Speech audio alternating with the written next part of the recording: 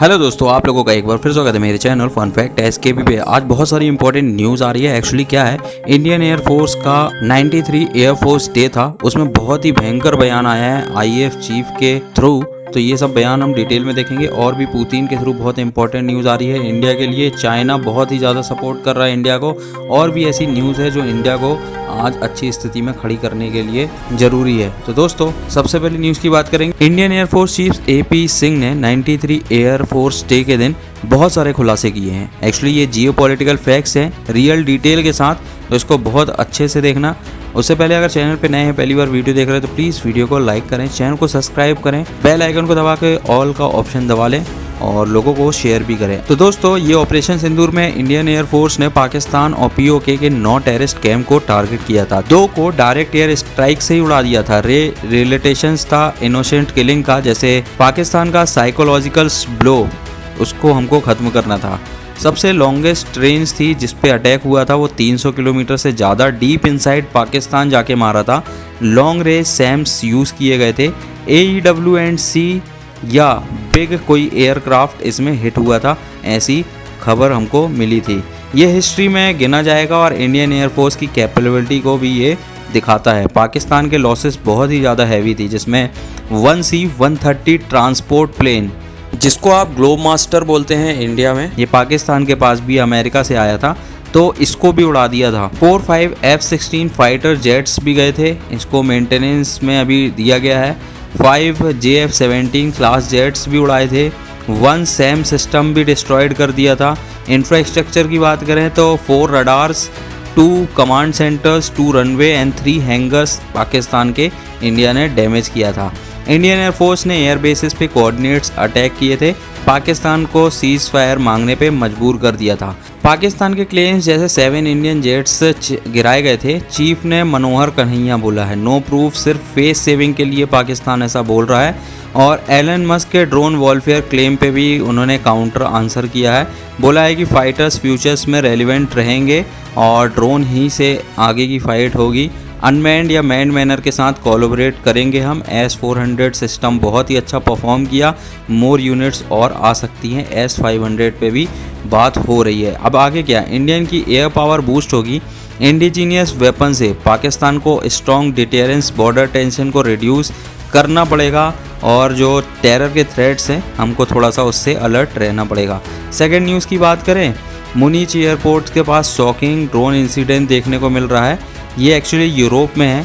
कल रात 2 अक्टूबर 2025 को जर्मनी में ड्रोन्स की वजह से एयरपोर्ट 7 घंटे बंद थे। 17 फ्लाइट्स कैंसिल थी। 3000 पैसेंजर्स अफेक्टेड हुए। अराइवल्स स्टटगर्ट्स, न्यूमेनबर्ग डाइवर्ट हुए सुबह 4:30 बजे। अभी फ्लाइट्स नॉर्मल हुई है। ये डेनमार्क, नॉर्वे के रीसेंट ड्रोन अटैक जैसा ही था।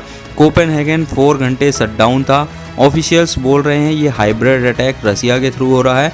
यूक्रेन वॉर का एंगल इसमें हमको लग रहा है। अब आगे क्या, strict drone bans European union करेगा, सिक्योरिटी थोड़ा टाइट करेगा, और रशिया का अगर नाम आ जाता है तो ये एस्केलेशन थोड़ा सा बढ़ सकता है। थर्ड न्यूज़ की बात करेंगे। राजनाथ सिंह ने JITO कनेक्ट 2025 में बोला इंडिया ना फॉरेन नेशनल्स पे डिपेंड नहीं करेगा डिफेंस के लिए। एक्सपोर्ट्स की बात करें तो 11 साल पहले ₹600 करोड़ से एक्सपोर्ट्स बढ़कर अब 20,000 करोड़ रुपए का हो गया है। 2029 तक और आगे हम इसे 50,000 करोड़ तक का टारगेट रखते हैं।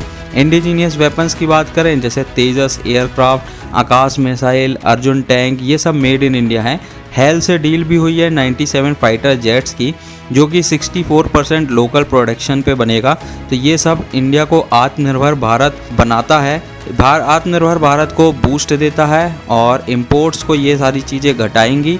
आगे क्या, इंडिया वर्ल्ड का डिफेंस एक्सपोर्टर बन सकता है, जिस प्रकार से चाइना और अमेरिका। फोर्थ न्यूज़ की बात करें, अमेरिका में अगस्त में चाइना ने टेक प्रोस के लिए के वीज़ा लॉन्च किया। 2 अक्टूबर 2025 से ये इफेक्टिव है। इंडिया मीडिया ने बोला है कि चाइनास का H1 वीज़ा, जो इंडियंस 70% होल्डर्स हैं, ट्रम्प के रिसेंट ऑर्डर पे ये स्पॉटलाइट डाल रहा है। लेकिन चाइनीज सोशल मीडिया पे हंगामा हो रहा है। लोग बोल रहे हैं हमारे पास ऑलरेडी बहुत ज़्यादा टैलेंट है, अगर फॉरेन से और टैलेंट आएंगे तो जॉब में बहुत ही ज़्यादा कंपटीशन बढ़ जाएगा। वीवो, जो चाइना की व्हाट्सएप जैसी ऐप है, वहाँ पर 10,000 प्लस से ज़्यादा कमेंट्स देखे गए हैं। जेनोफोबिया अटैक्स इंडियन पे स्टार्ट कर दिया गया वहाँ पर। स्टेट मीडिया डिफेंड कर रही है, ग्लोबल टाइम्स और पीपल्स डेली बोल रहे हैं ओपन टैलेंट चाहिए चाइना को, इकोनॉमी को बूस्ट करने के लिए बहुत ही ज़रूरी है। अब आगे क्या, देखिए इंडिया चाइना टेंशन थोड़ी बढ़ सकती है, लेकिन अभी चाइना जो है वो सपोर्ट कर रहा है इंडिया को। चाइना इमिग्रेशन बढ़ा सकता है हाई स्किल जॉब्स के लिए, इंडिया को न्यू अपॉर्चुनिटी भी मिल सकती है, पर लोकल बैकलेस से थोड़ी पॉलिसी वीक होती हुई दिख सकती है। लेकिन चाइना में जिस तरीके के लॉ हैं उस हिसाब से मुझे नहीं लगता है कि बैकलेस इंडियंस को चाइना में ज़्यादा मिलेगा, जब तक चाइना की गवर्नमेंट ना चाहे।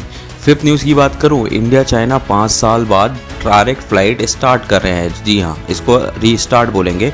2020 गलवान क्लैश के बाद ये बंद हुई थी, जिसमें 20 इंडियंस एंड 4 चाइनीज सोल्जर्स मारे गए थे। अब इंडिगो 26 अक्टूबर से कोलकाता गुआंगझो फ्लाइट शुरू करेगा। बॉर्डर पे डी-एस्केलेशन है, पिलग्रिम्स को वीज़ा, ट्रेड टॉक सब नॉर्मल चल रहा है।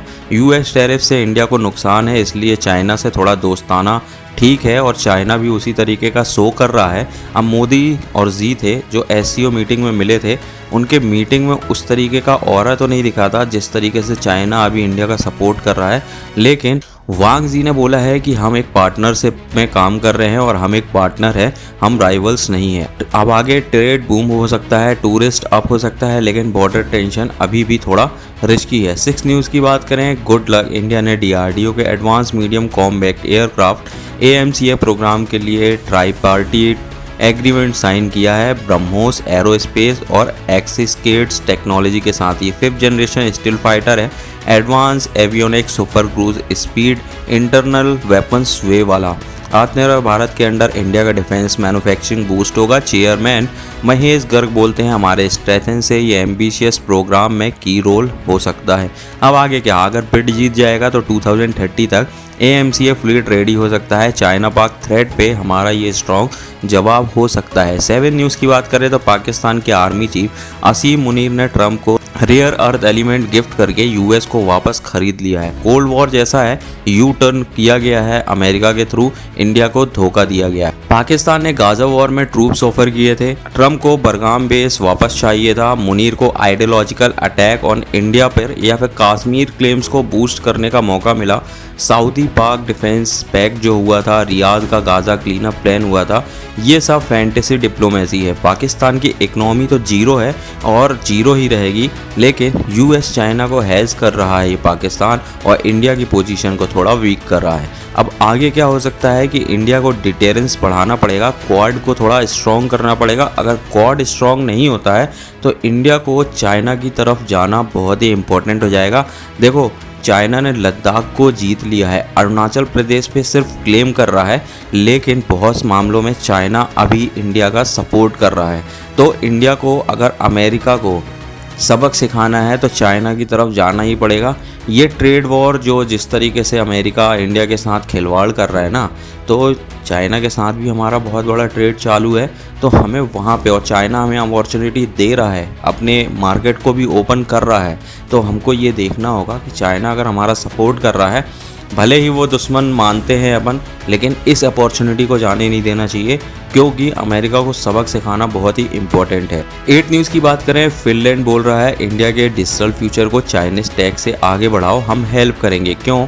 इंडिया को चाइना पे डिपेंड रहना रिस्की है, जैसे टेलीकॉम है, हुआई कंपनी जैसे है, वो सिक्योरिटी थ्रेट्स और टेक ट्रांसफर्स डिले करती है। फिनलैंड के नोकिया जैसे जाइंट्स सिक्योर अल्टरनेटिव्स दे रहे हैं, 5G infrastructure, clean energy, biofuel and smart grid में कोलैप्स भी कर रहे हैं। एम्बेसडर किमो ला दिवित्रा कहते हैं बायलैटरल ट्रेड बूस्ट करो, यूरोपियन इंडिया FTA जल्दी फाइनल करो, कंपनीज लाइक वार्सिला वेलमेट एनर्जी में इन्वेस्ट करेगी।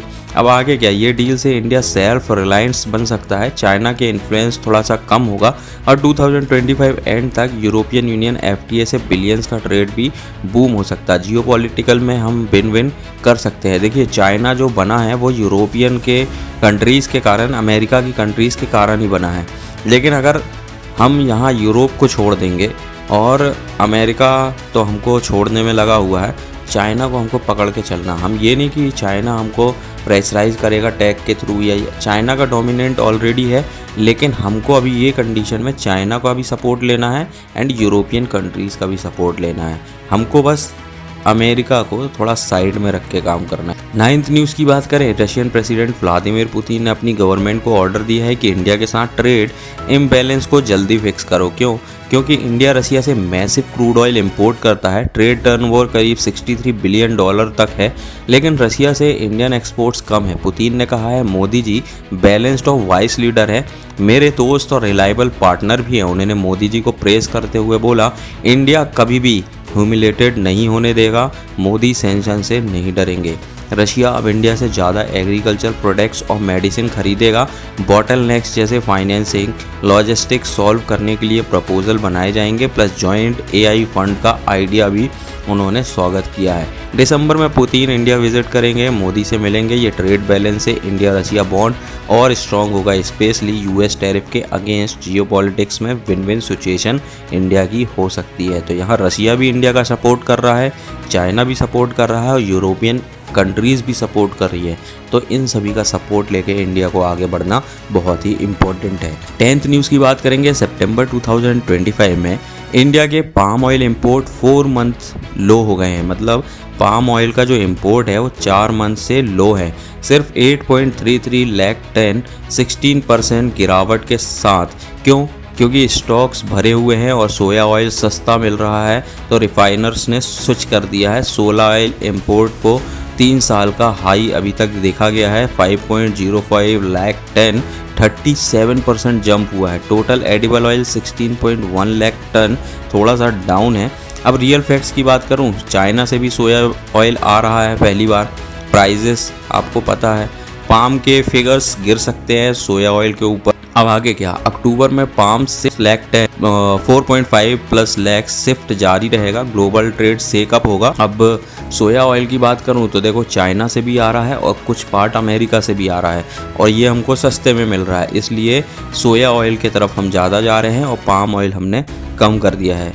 तो ये भी बहुत अच्छी बात है, अगर हमको सोया ऑयल मिल रहा है पाम ऑयल से बेटर एंड रीजनेबल प्राइस में, तो हम इसकी तरफ शिफ्ट हो सकते हैं, और जो कि इंडिया शिफ्ट होते हुए दिखाई दे रहा है। तो दोस्तों, ये थी आज की 10 इंपॉर्टेंट न्यूज़। अगर आपको ये सारी न्यूज़ पसंद आई हो और आगे आप ऐसी न्यूज़ पसंद करते हैं तो प्लीज़ वीडियो को लाइक एंड चैनल को सब्सक्राइब जरूर करें। बेल आइकन को दबा के ऑल ऑप्शन को दबाएं, और आप मुझे फेसबुक, इंस्टा, व्हाट्सएप, एक्स सभी तरह के सोशल मीडिया अकाउंट्स में फॉलो कर सकते हैं। सबका लिंक मैंने डिस्क्रिप्शन में दे दिया है। और हाँ, आपसे उम्मीद करता हूँ आप सब्सक्राइब एंड लाइक ज़रूर करेंगे। मिलते हैं एक नई वीडियो में, आज के लिए इतना ही। धन्यवाद, जय हिंद।